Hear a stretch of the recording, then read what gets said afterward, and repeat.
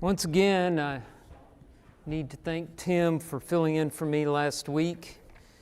This is the summer series time of the year, and so I've had several speaking appointments away. Last week I was at the Fort Payne congregation and was very happy to be with them, but I'm always glad to be back here, and I appreciate Tim tag teaming with me on this class, which is not the easiest class to coordinate, so I appreciate his hard work and studying that. So what he did with you last week was go through the story, the part of the Christian story that tells about how sin came into the world. Genesis chapter 3. God had this commandment. You can eat of any tree in the garden, but there's one tree, the tree with the fruit of the knowledge of good and evil. You may not eat of the fruit of that tree. In the day that you eat of it, you will surely die. And they were tempted by the serpent. They ate the fruit, and they began to die.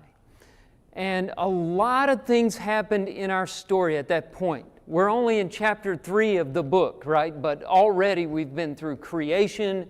We've been introduced to God. We've seen a lot about His eternal nature and divine power. We've compared that with the reality of this world. We are now at a point where the earth has changed. It was a paradise that was equipped to fulfill our every need, where there was productive work to do, but it wasn't burdensome or toilsome. And now this world is under a curse. In the words of God, Genesis 3:17, cursed is the ground because of you. And that follows throughout the story on to today.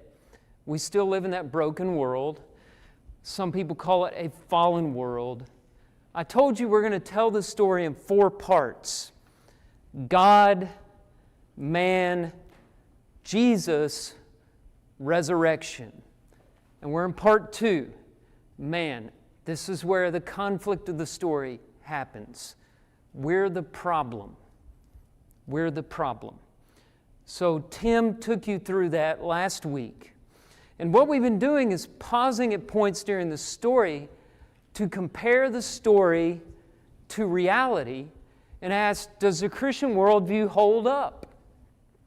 And of course, my premise is that it does, but also, and we'll do this tonight, we'll look at other worldviews, other ways of looking at life, and ask, do these perspectives explain reality better than the Christian perspective? And so tonight we're going to do that as we come to the problem of the story, to sin, to matters of right and wrong. And so here's the question. Did Adam and Eve do wrong? That's the question. Did they do wrong? And if they did wrong, how do we evaluate their wrongness, their sin? How are we to live in a world where everybody recognizes some sense of ethics? Everybody accepts that there is right and wrong. Now, they may draw the line at different places, but if they've got a line, then there is some kind of moral standard. Now, let me give you some examples that would be hard for an atheist to answer. You know, atheists don't really like this question about morality because they can't explain it, right? Without an objective standard. I'm getting a little ahead of myself here, but without an objective standard, you can't have right and wrong. But atheists also like to debate about truth. And they feel an obligation to tell the world there is no God. Now just think about that. Is it wrong, if you're an atheist, do you believe it's wrong for somebody to believe in God?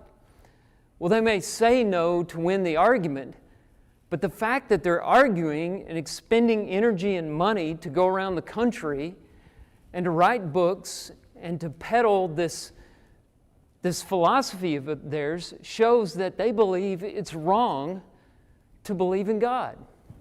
And they'll talk about truth and deceit. And so that suggests that they draw the line somewhere. Other examples are a little easier. This is from the Brothers Karamazov. Dostoevsky has one of his characters, Ivan, who is talking to his brother about morality and human wrongness. And he talks about how evil people can be. And in this quote, he's talking about, we're so evil, it's an injustice to compare us to the beasts. You know, we might say about a person who is a criminal, he's an animal. And this quote says, don't be unfair to the animals in this. People talk sometimes of bestial cruelty, but that's a great injustice and insult to the beasts. A beast can never be so cruel as a man, so artistically cruel. Now, what do you think about that statement? I think it's true. If a lion tears an antelope and eats it, it's not doing it out of cruelty, it's doing it out of instinct. I remember one time my dog caught a little kitten and killed it. And I was trying to stop him from it. And I hated my dog in that moment. And my dad was telling me, that's just what dogs do. And he was trying to say, this isn't a moral problem for your dog, like it would be for a human being. So you get the gist of the statement there. We can be cruel, artistically cruel. Think about the Nazis, who, yes, thought they needed to exterminate the Jews. But did they find the most, I'll put air quotes around it, humane means of execution? There are records that they would put Jewish children in boxcars coated with quicklime to slow down the killing and make it more painful. Killing wasn't enough. They wanted to torture them. That kind of cruelty is not characteristic of the animal world. And hopefully everyone, whether they believe in God or not, will hear tales like that and be horrified by it. But where does that horror come from? Where does that sense of injustice, that line that we draw between right and wrong, wherever that line is, where is that coming from? That's a question that we have to ask. Years ago, Kyle Butt debated Dan Barker, who I believe at the time was president or director of the Freedom from Religion Foundation. And Kyle Butt posed a very difficult question for Barker. He said, if you could save the whole human race,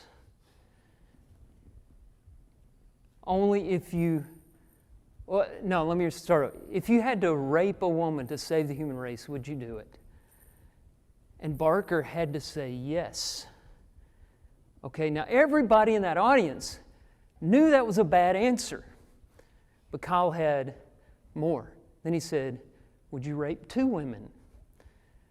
And he kept going until finally Barker said, let me stop you. He said, if it were 2 million, I would do it to save 6-7 billion.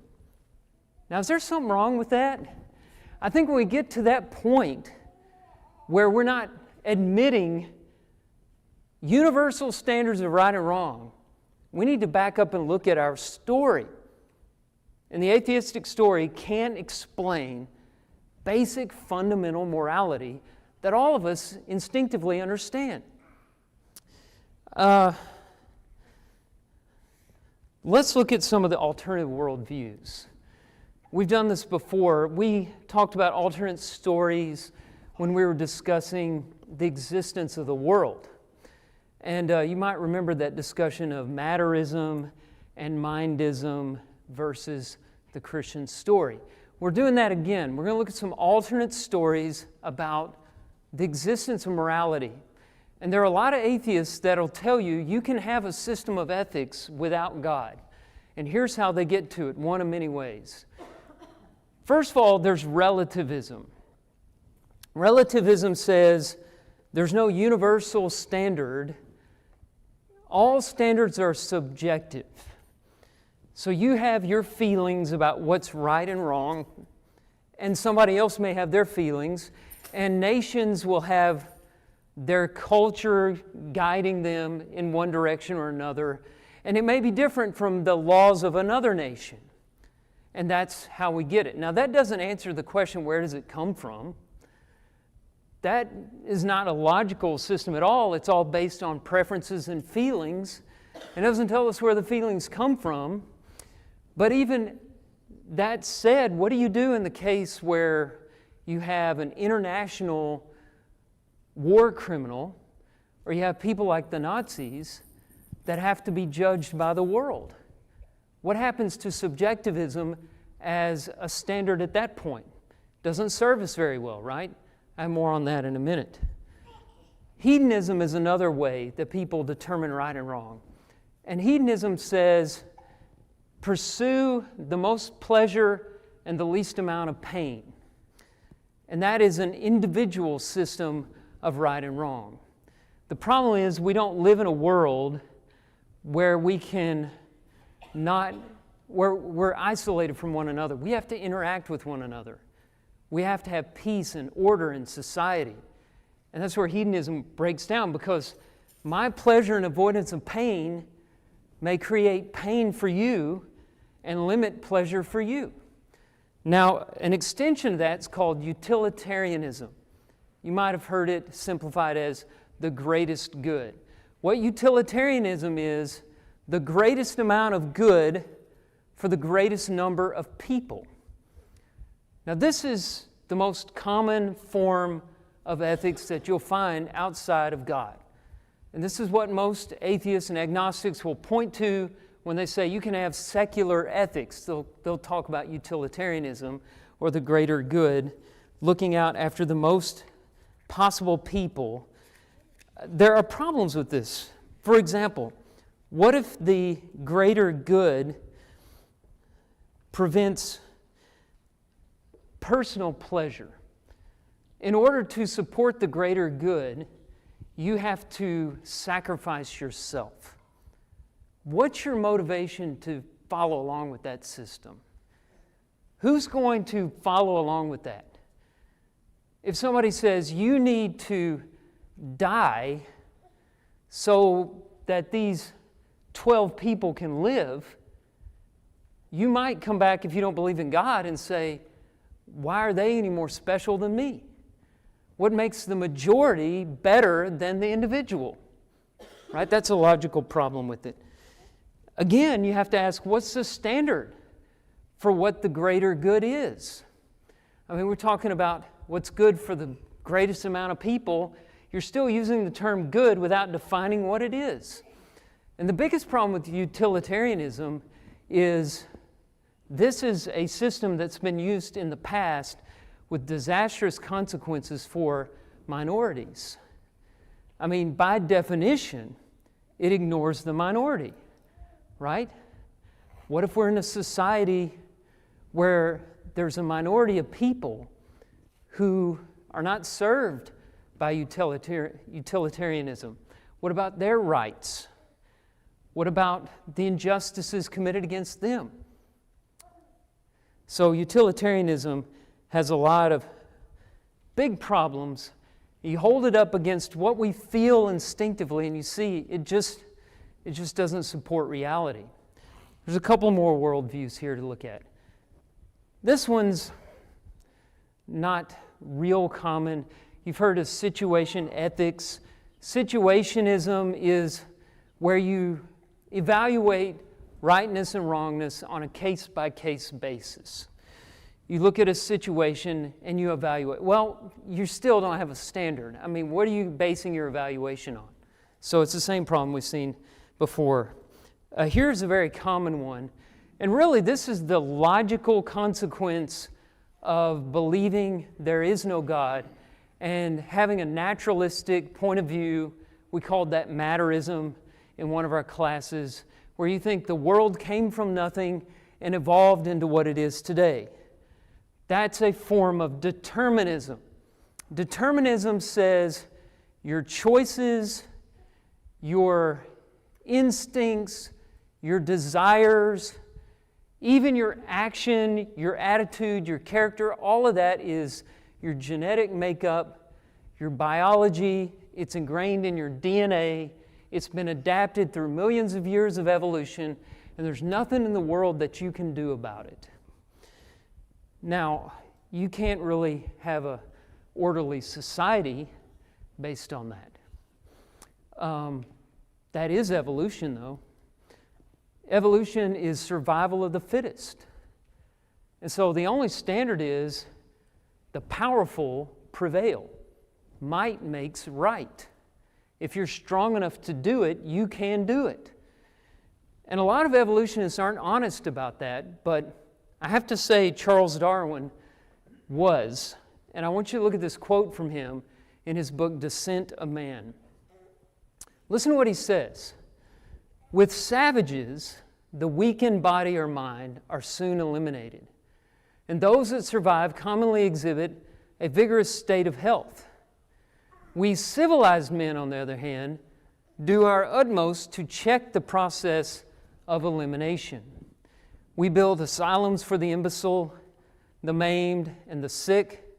We institute poor laws, and our medical men exert their utmost skill to save the life of everyone to the last moment.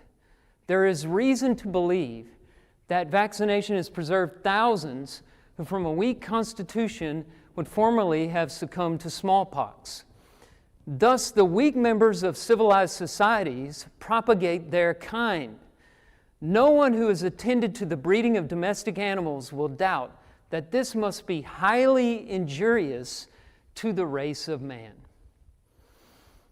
That's evolutionary determinism. By saving our weak, by curing our sick, by helping the weaker members of society, we are making ourselves less as a human race. And we're nothing more than domesticated animals that need to have better breeding. That's the truth of evolutionary biology. That's the way it looks at reality. You hold that up, though, to what we know to be true. In ourselves, ask yourself, does it explain things? Does it explain how you feel?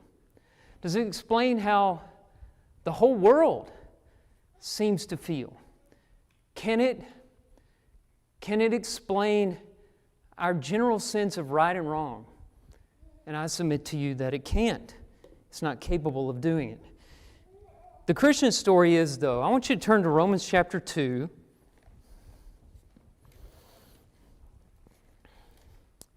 Let's look at a couple verses here. We're going to look at verses 14 and 15. Paul is dealing with sin, and he's got a tricky job here in the early part of Romans because he's addressing sin with regard to the Gentiles. Now, when it comes to the Jews, that's easier because they have the law, right? The Gentiles, we assume, are under the patriarchal law. They didn't have a written code per se. He said earlier in chapter 1, verse 20, that they should have known from general revelation the eternal nature and divine power of God. From what has been made, they should have known God exists. Now he comes down to something more than that.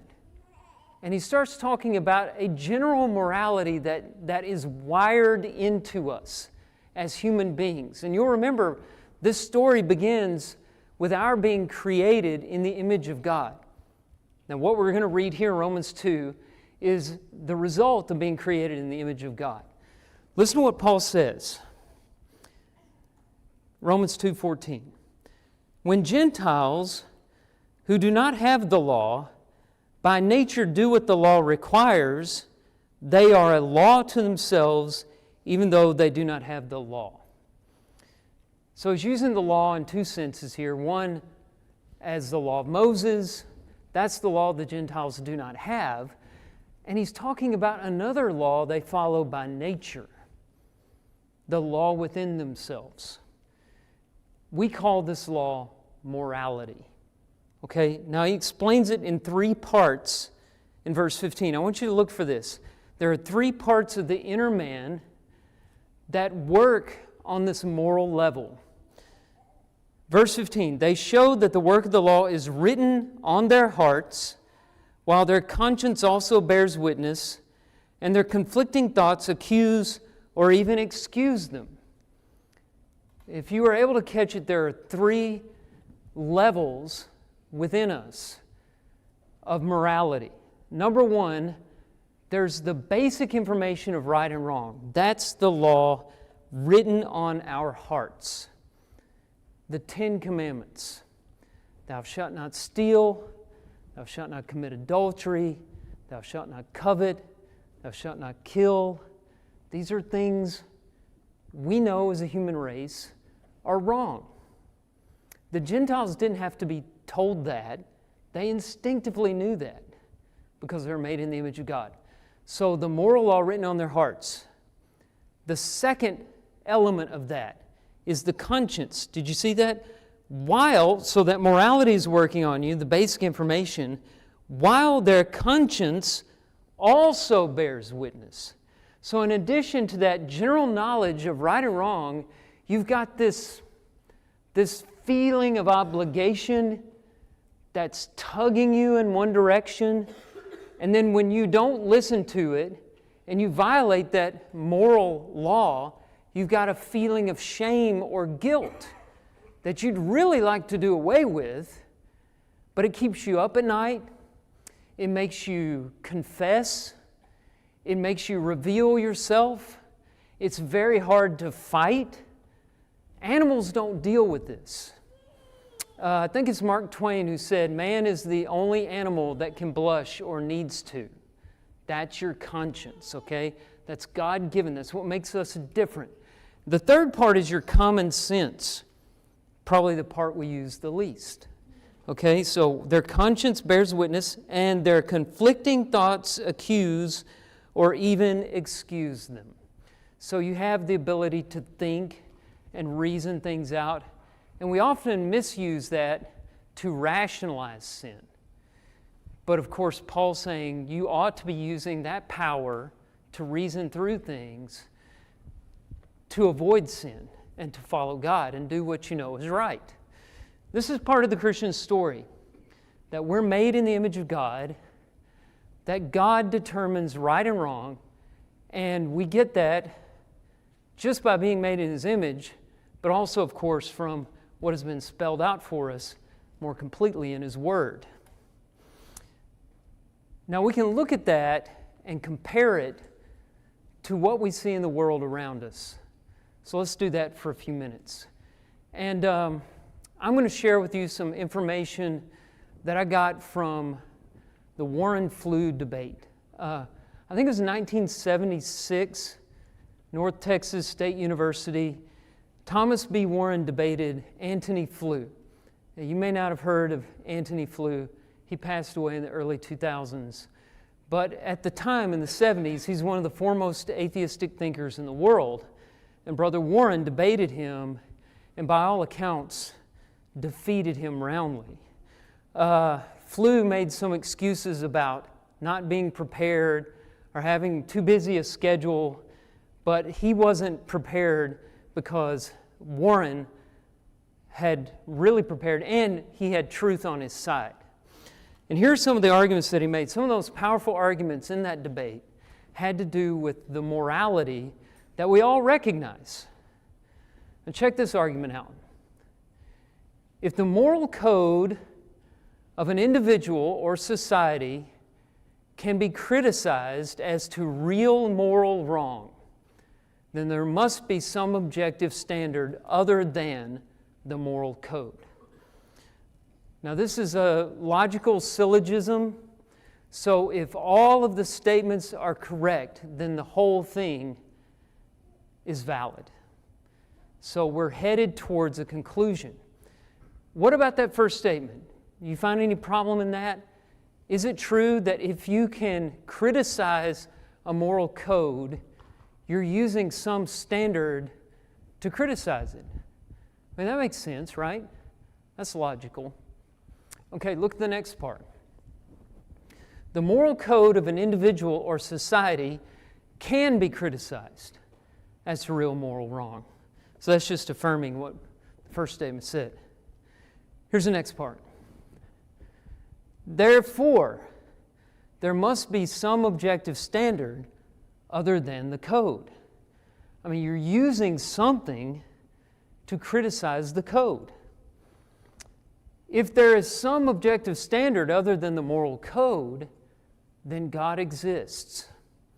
Now, you, at this point, using this argument, may not agree on who that God is, but there's someone transcendent from whom we are getting these values. That's the point. There is some objective standard other than the moral code, therefore God exists. Now you can't get around this argumentation. The first time somebody says, that's not fair, or that's wrong, or this is right, or that's false, or this is true, they're appealing to some universal standard that can't be explained through relativism or hedonism or any of those other isms that we were just talking about. Now, sometimes these logical arguments are easier to understand with illustrations. And so let's look at the example of the Nazis. I brought them up a while ago. The Nazis were tried and convicted of war crimes in the Nuremberg trials after World War II. And their argument's on the left side of the screen there. Here's what they said. Our society had its own needs and desires. Our society made its own laws. See, this is the subjectivism argument. In other words, you have no right to interfere with our business. Our society commanded us to exterminate the Jews. It would have been wrong for us not to have obeyed those commandments. And now you try us by the law of an alien society. You're not trying us by German law. What law are you trying us by? That's the argument that they made in the courts. I mean, what else could they say? The Nazis were saying, we were law-abiding citizens. We were just following German law, Nazi law.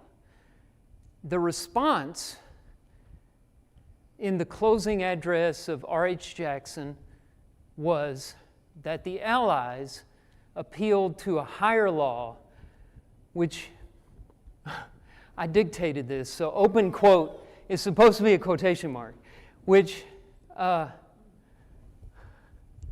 rises above the provincial and transient. Provincial has to do with borders, geography. Transient has to do with time and space. You're convicted by a law that rises above time and space. Now, he did everything except say, God made this law we're convicting you by. Question: if there was no God, would the world have been able to convict the Nazis of war crimes? If they didn't have this language about that which rises above the provincial and transient, what would they have had? What could they have fallen back on? There's nothing. But everyone knew the Nazis were wrong. How did we know? You may not be able to see this too well. I know I can't.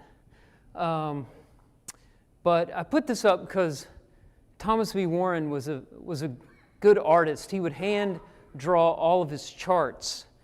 And he had some great charts for this debate. If you can ever find a copy of the debate, I think it's still in print, the Warren flu debate, you ought to get a copy of it, even if you're just flipping through and looking at the charts, because it's full of these illustrations. And so I'm going to have to turn and look at it this way.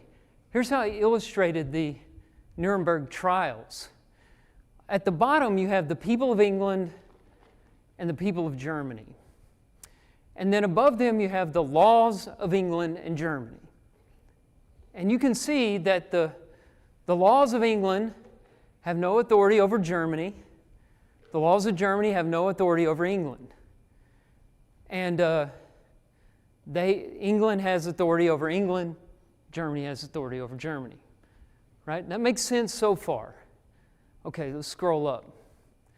Now, above those laws, though, there is a higher law that rises above the provincial and transient.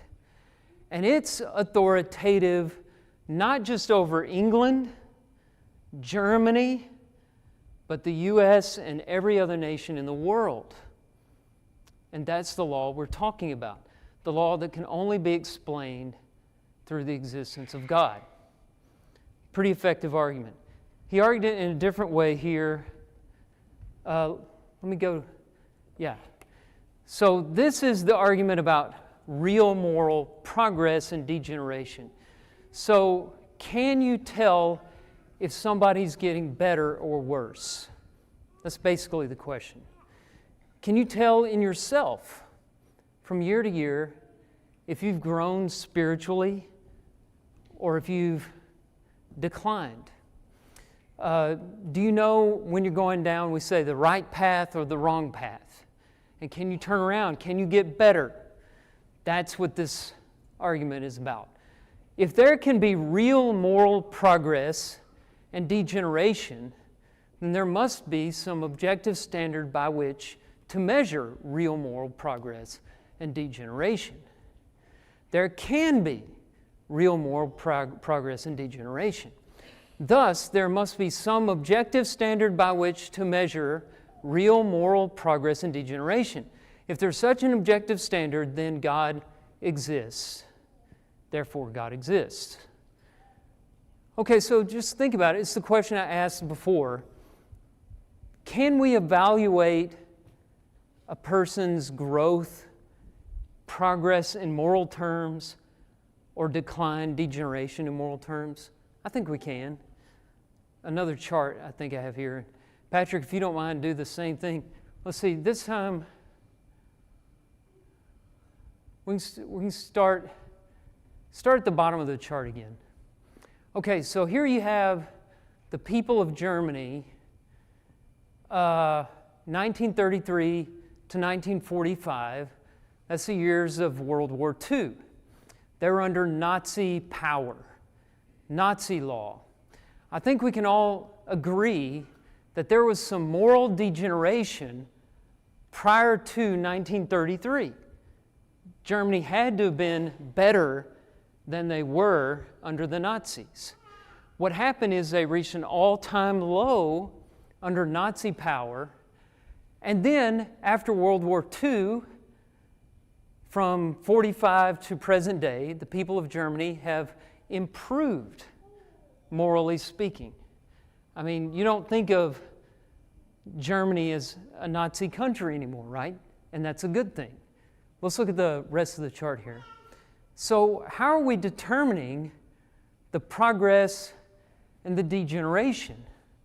Again, we lean on this higher law that transcends the provincial and transient. And that comes from God. It's pretty simple. I mean, we can cloak it in this logic and syllogisms and all that, but it's basically asking the question, where does your standard of right and wrong come from? And if you remember our discussion of the problem of evil, this is where the atheists have a problem there. They say, I don't want to believe in a God who would allow this suffering in the world. I don't want to believe in a God who would allow so many injustices to occur.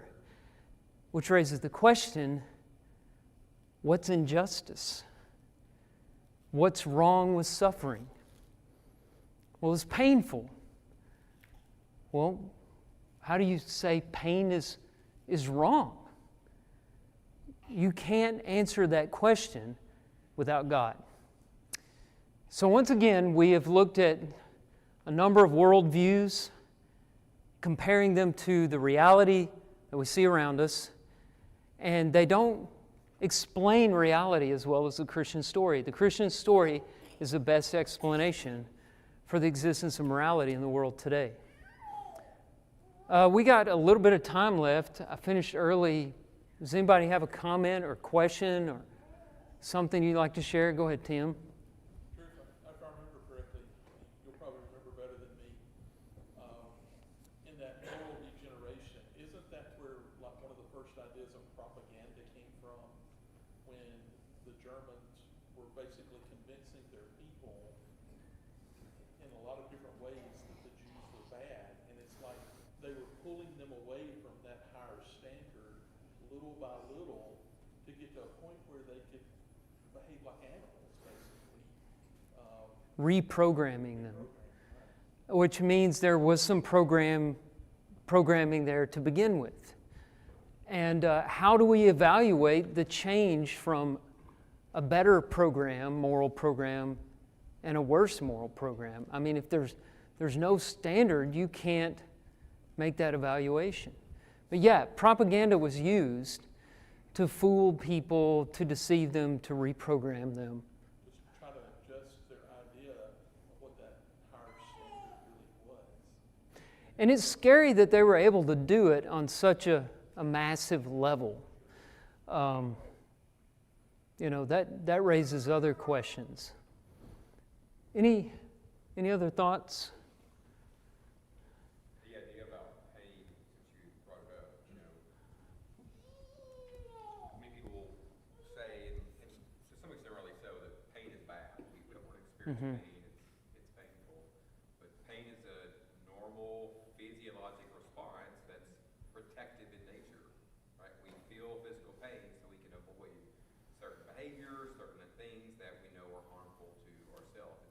It's protective in nature. And then like psychological pain is much the same way, right?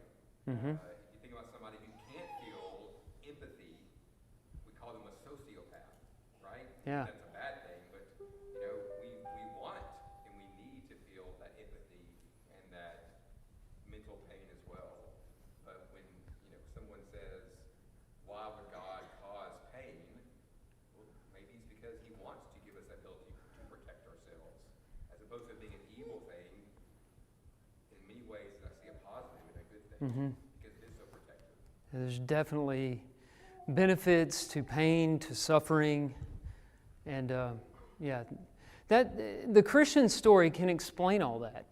It can explain why we're feeling pain, why there's suffering on the world. Sin is a part of that, and then the benefits that come from it. But matterism doesn't explain the concept of evil, and mindism, as we talked about, it doesn't either. Any other thoughts? Going along with what Will said, without pain, you cannot define pleasure. Without pleasure, you cannot define pain. So you've got to have that balance. It's that idea of homeostasis between the two sides of it, too. So pain, while it's beneficial in many ways, it also gives us the definition of what is not pain. I think about Christ talking about the suffering we're going to experience here in this world compared to the joy we'll receive in heaven. You have to have both to define each. Mm-hmm.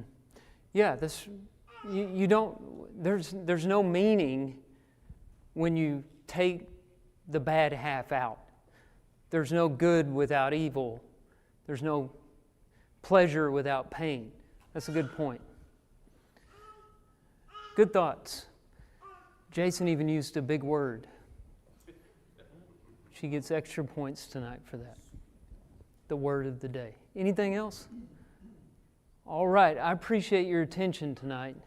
We'll be dismissed.